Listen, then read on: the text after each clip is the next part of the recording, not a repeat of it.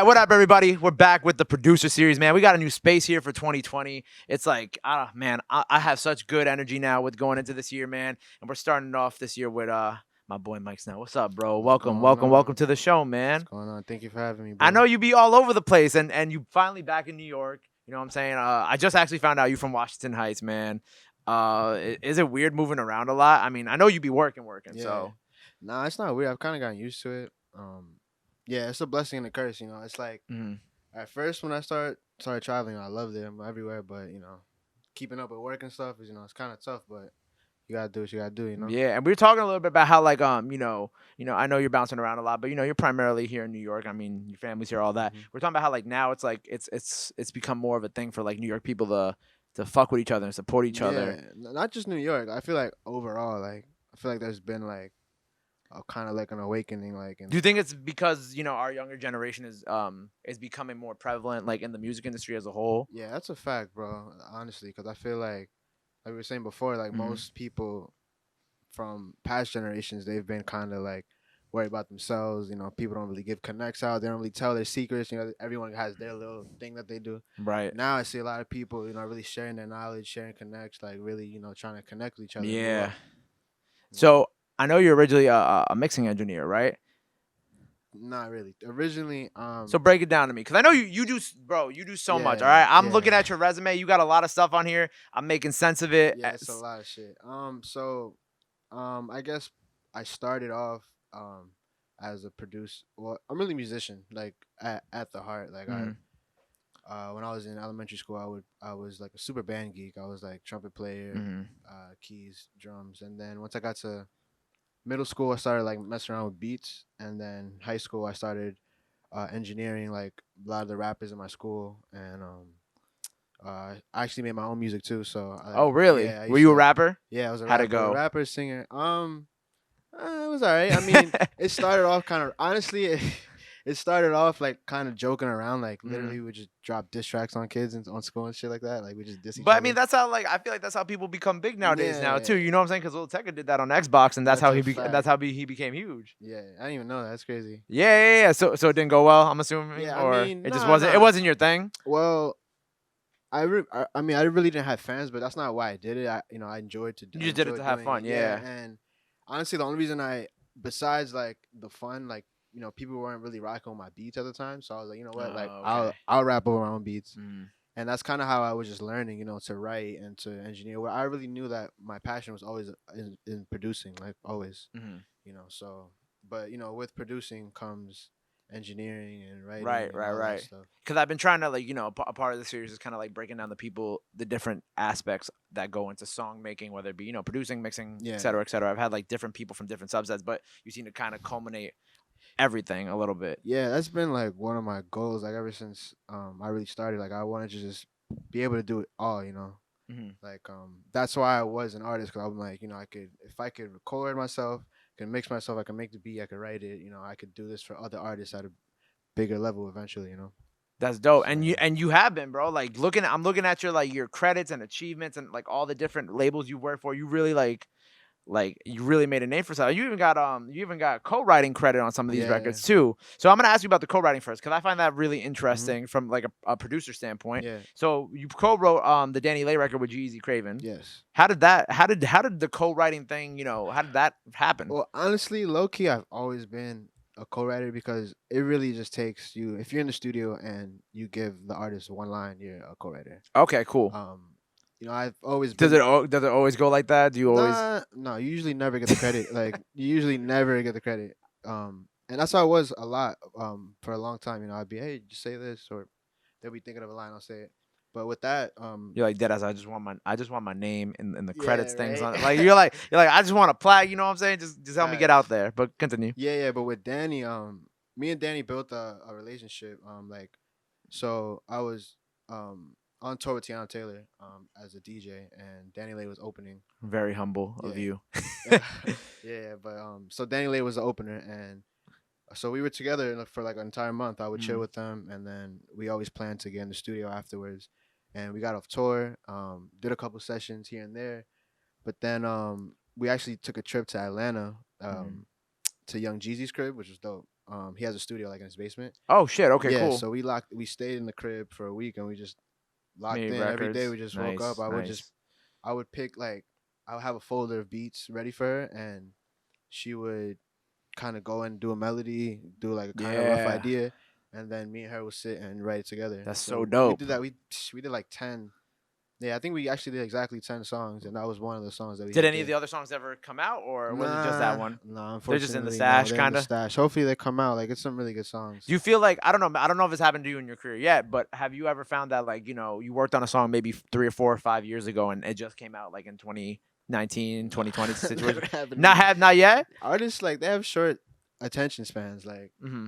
or at least some of the artists I work with, like they'll, I know artists with catalogs 200, 300 Mm. songs. Like your song kind of gets lost in the mix sometimes. Right, right. Yeah. And that's, I mean, they just be doing all that. And you got a lot. And so you were talking about you were on tour with Teyana Taylor too, Mhm. right? So you also got production credits on her project and Kanye's and Pusha T's. Well, those are all engineering credits actually. Yeah. But that's still Yeah. don't, hey man, come on, that's still Yeah. amazing. So how did that link up happen? I mean, I know you said you were on tour with Teyana, Mhm. which is amazing.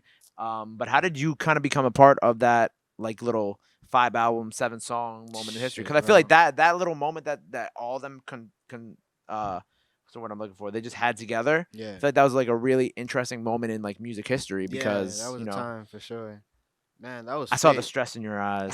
I saw the like the flashbacks. You had like the PTSD Flashbacks. moments. You're like, oh man. You're like Nah. 7 songs in a week. Nah, it was that was just like honestly, that was just really fate because I moved to LA almost losing track of time. I think it was about 3 years ago if I'm not mistaken. And We're in 2020 now. yeah, it's crazy.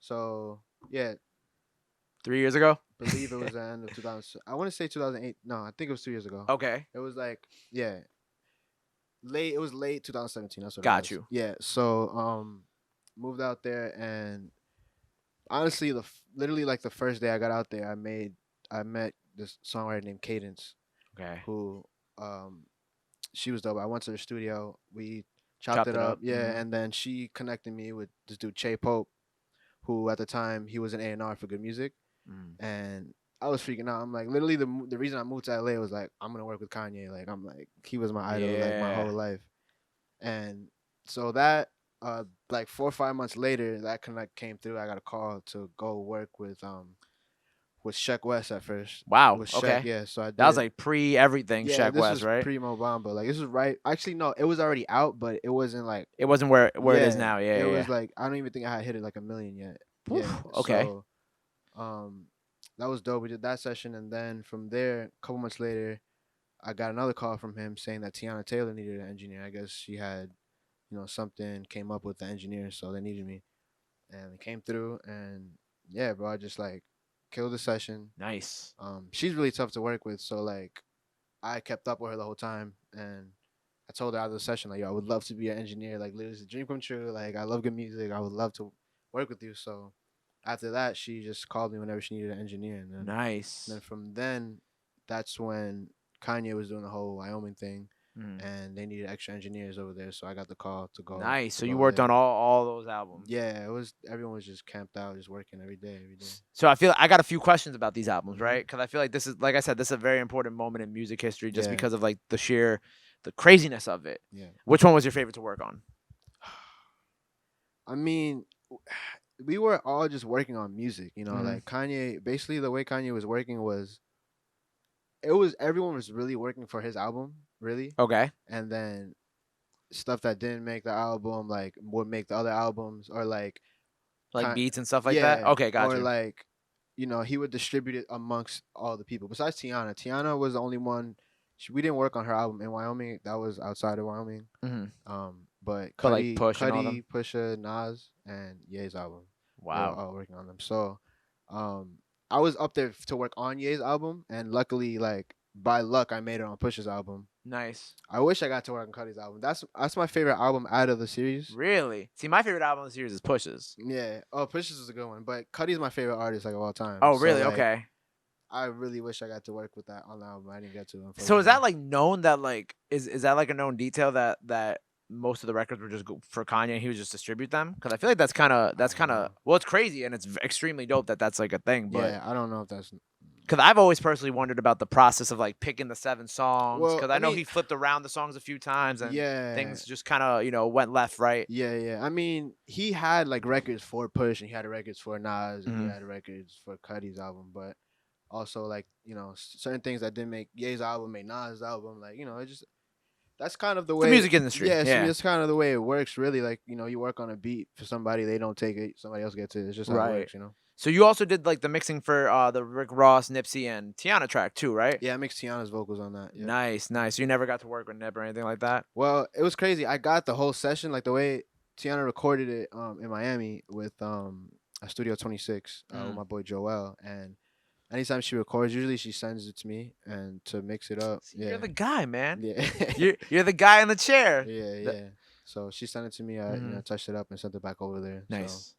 So it was crazy because I got the record before Nip had passed, and I'm Really? yeah. So and it's dope. I had the whole session with Ross's vocals and Nip's vocals and everything. I'm like, That's I think I so still dope. got it actually, but yeah, it was crazy. So who's been like your favorite person to work with? Because I know you've worked with like so many people at this point. Like who have been like what are some highlights of your career so far? Like what have you really like? You could say Kanye and Push and all that. I would think it was Kanye, but no, I think that's a hard question. It's been so many. Like I think probably I would say Timbaland. Oh, you worked with Timbaland? I Yeah, didn't see. yeah. I was in the studio with Timbaland. We worked on Nice. Tiana's album. That shit's crazy. Tiana's album is gonna be like, Oh, the new album? yeah, it's insane, bro. Like I loved her last album so much, and it's always interesting meeting people Mhm. like you who are in part responsible Yeah. for the music that I love. That's fine. And it's just like, cause shout out my guy producer Jams. Jams actually did a bunch of records on a Boogie's not Hoodie Season, the one before that, the bigger artist. And it's like it's just so crazy being able to like kind of get to like pick your brains about like what was going on with those projects. But so Yeah. her new album's gonna be crazy. It's insane. I can't say too much about it. Of course, hey But, man, like, whatever It's insane. details you Yeah, got. but yeah, being in the studio with Timbaland was dope. Like just kind of seeing like his workflow and like just honestly just the energy just picking up. Like Do you get to like pick their brains for like gems and stuff like yeah, that, or yeah. I got to the studio before Tiana, so I got to talk to him Oh, for a nice. little bit, which was dope. And I you got- said I'm pulling up early. yeah, hell yeah. I got to play some stuff, which was cool. And then yeah, I was engineering the session. It was dope. It was just like a big collaborative session. We had a bunch of producers, Beautiful.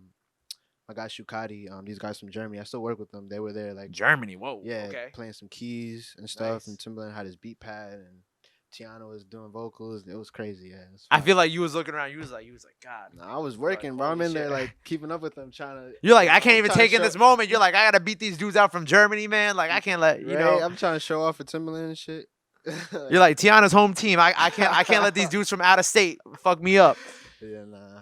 But yeah, that was probably honestly, I think that was probably my most memorable session, just because like Timbaland and Pharrell.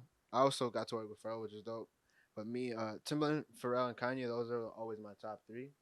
So like to be able to like just soak that in was great. Yeah, you're definitely gonna get in the studio with Cuddy one day. I feel it. You know what I'm saying? Fucking I feel like wait. you know what I'm saying. We manifesting things this That's a year, and I fact. feel like Yeah. you've been on this like very Nah, very strong winning streak. It's gonna happen, bro. Like it's gonna happen. So you're getting more, obviously you're mixing all that. You're getting more into like producing now, like Yeah. more traditional producing. So what's up with that? What we doing with that? Well, I mean, I've been producing like, Well, obviously Since since college, forever, yeah, yeah. yeah. but like, yeah, now I'm just really starting like, kind of taking a back seat because I came in the game as just a recording engineer, just recording people, then eventually, mixing and mastering.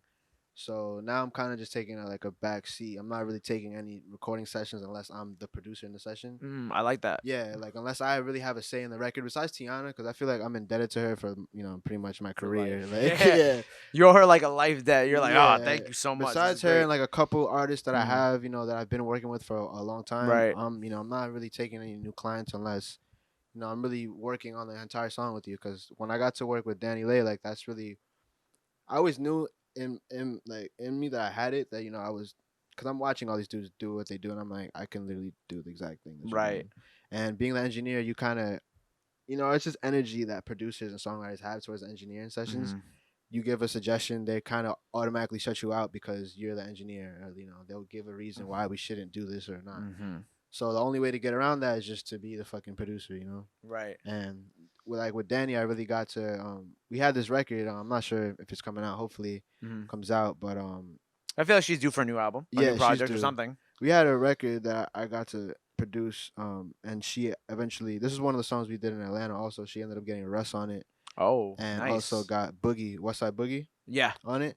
So, and that was the way that happened was because I was in the studio the day before, and she had a producer and a songwriter there, and she was telling them exactly the beat that she wanted. She's like, "Yo, I want a beat like this beat, right?" She showed them the beat, and then they started making it, and I'm like, "Yo, that's perfect. Like, keep doing that." And as I was saying that, the songwriter's like, "Nah, switch it up." Like, I'm like, "No, no, like what you were doing before was perfect. Just continue doing that."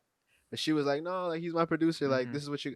So I kind of just took a back seat because when I get that type of energy in the studio, I'm always the type of person that's like, we should try everything, Mhm. but if we have a specific thing. So basically, we do the session. Next day, I went home. I made the beat myself, and then Danny fucking loved it. Ended up doing it. We wrote the song together, Yeah. and then You was like, I told you. yeah. And then so I'm just like, you know what? That's really where I see myself in the future. Like, Mhm. well, right now, but see myself just really being that go-to guy that you can come to me.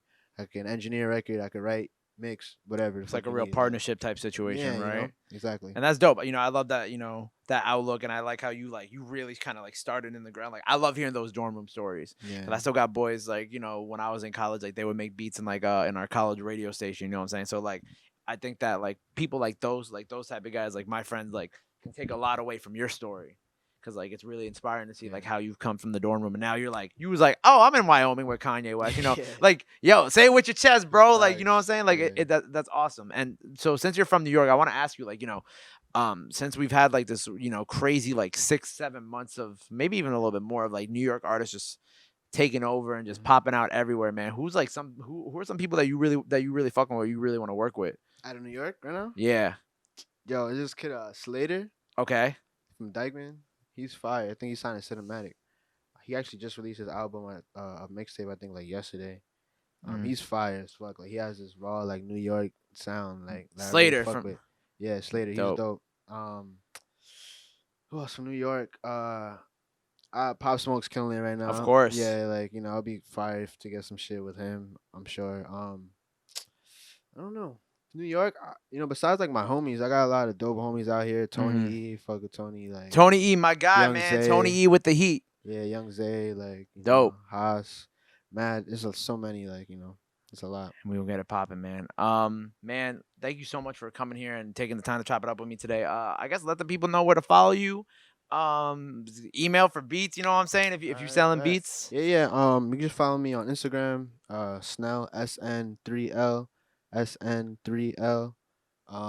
Yeah, I got everything there. You could find my email there. You Yeah. can find my beats there, whatever. You can find everything there. So Dope, man. Thank you for coming today. yeah, man. Mike Appreciate it. Snell on the Radar Producers, baby. My guy.